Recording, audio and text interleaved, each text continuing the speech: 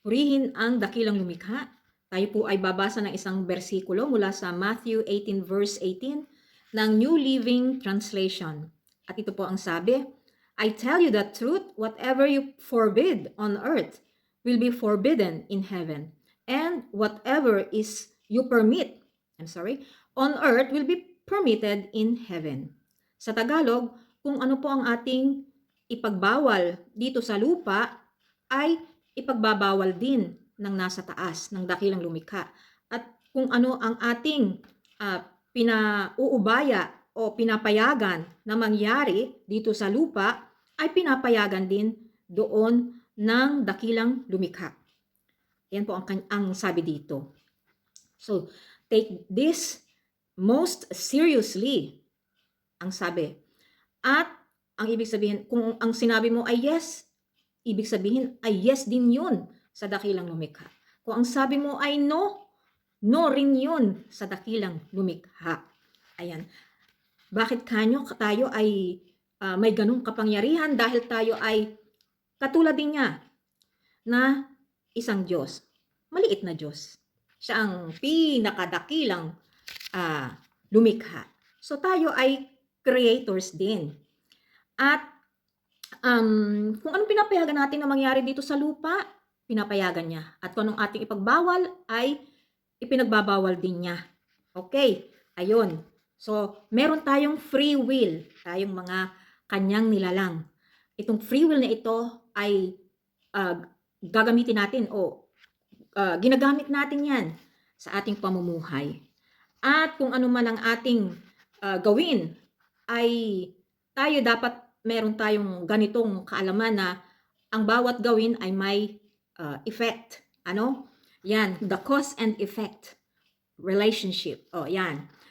Ano man ang ating gawin o ipahintulot dito sa lupa, tayo ay dapat na aware kung ano ang magiging result.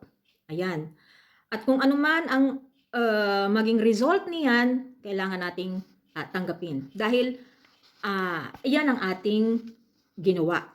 Yun ang ating pag-exercise ng free will at kung ano man ang maging result noon ay dapat tanggap mo o handa mong harapin.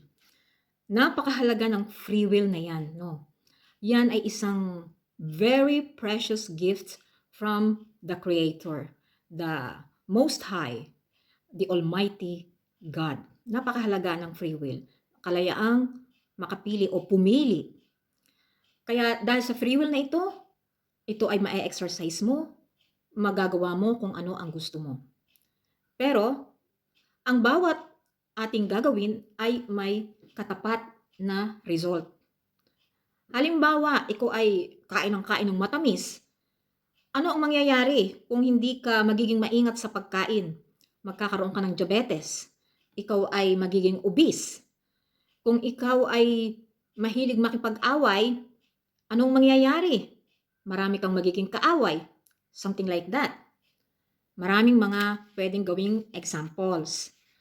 Kung ikaw naman ay sumusunod sa mga patakaran bilang isang mabuting mamamayan, ang kaguluhan ay magiging malayo sa iyo.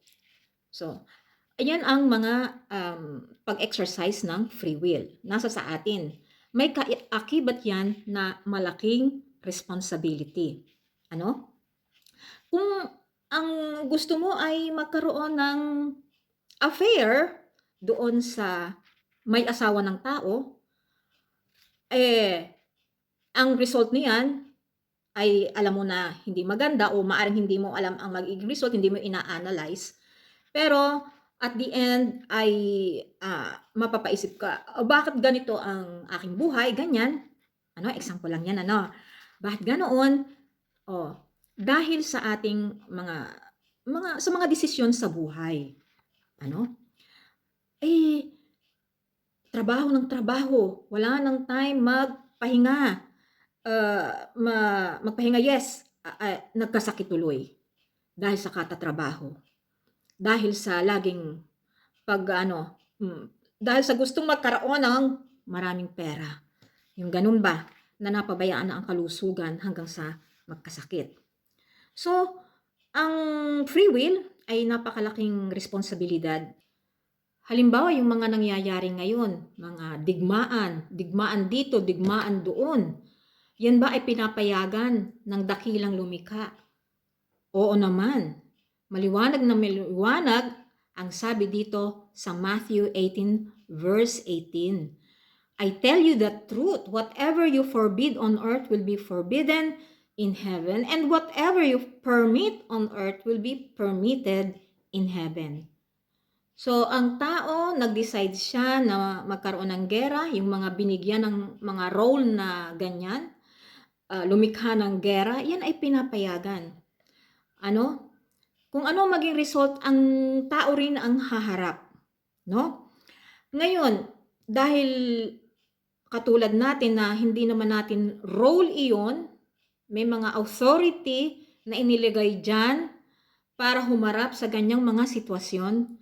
Tayong mga hindi naman involved doon, kung tayo ay kumikilala sa dakilang lumikha, magpatuloy lang tayo na gumawa ng tama.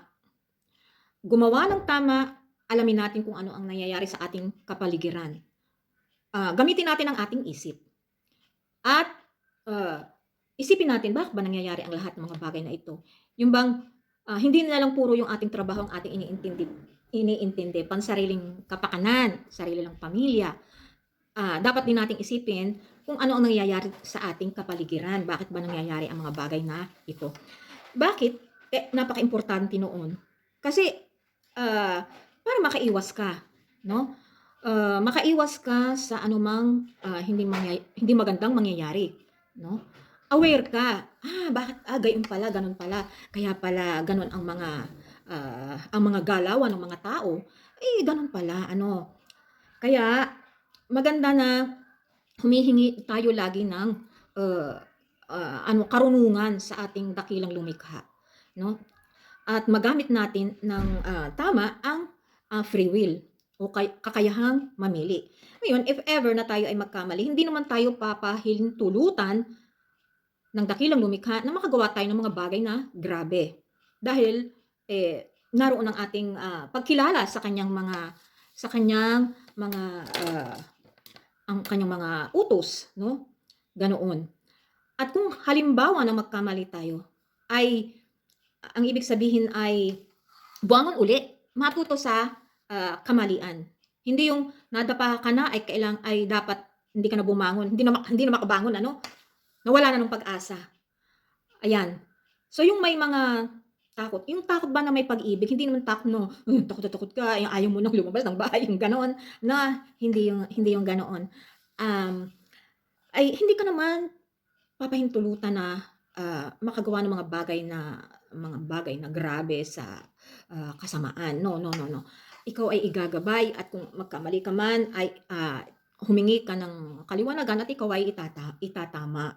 No. Bangon uli, magpatuloy muli sa tamang landas. Okay? Life is a journey, ika nga. At kailangan tayo ay laging malakas. Saan ba natin kukuhanin ng lakas na ito? Sa pagharap sa hamon ng buhay, kundi sa dakilang lumikha. Maraming mga pagsubok. Kailangan natin lagi ng kalakasan sa pagharap sa mga hamon ng buhay.